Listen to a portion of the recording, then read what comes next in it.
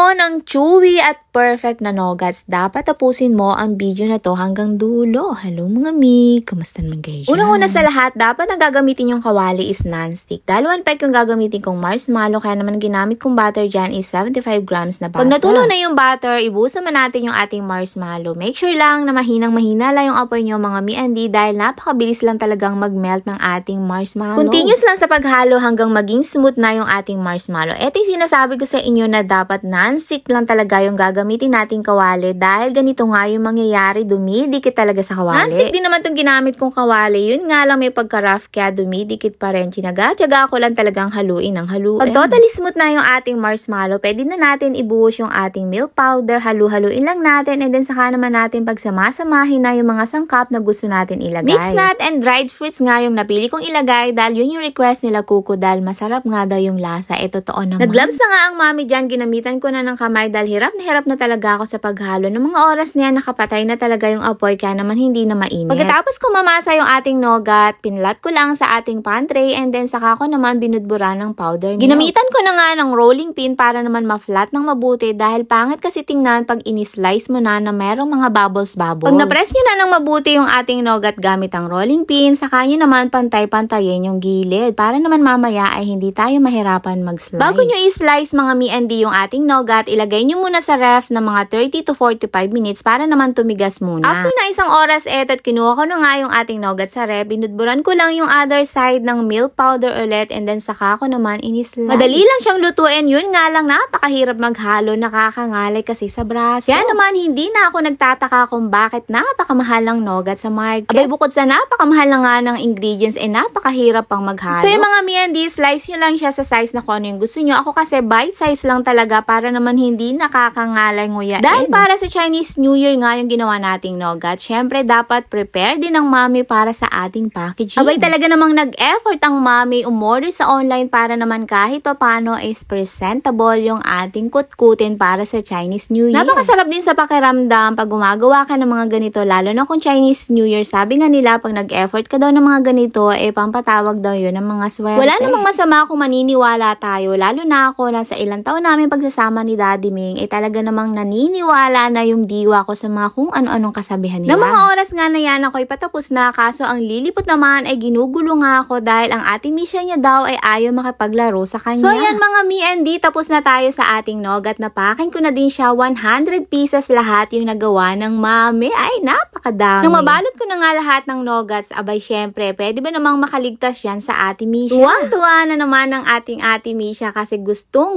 niya talaga yung nagawa nating nougat, kahit napakahirap para sa kanya ng nguyain. Para ma-imagine nyo yung lasa mga mi and di, pag binite nyo na or nilagay nyo na sa loob ng bibig nyo, tapos nginuya-nguya nyo na, ay talaga namang kusang nagme-melt na sa loob ng bibig nyo, tapos nagmi-mix na yung lasa ng nuts, berries, and biscuits. Basta mga mi and di, sobrang sarap niya, talaga namang nakaka-addict. Kaya naman sana matry nyo din tong gawin. So yun lang mga mi and di, sana nagustuhan nyo ang video na to. See you to the next video. Bye!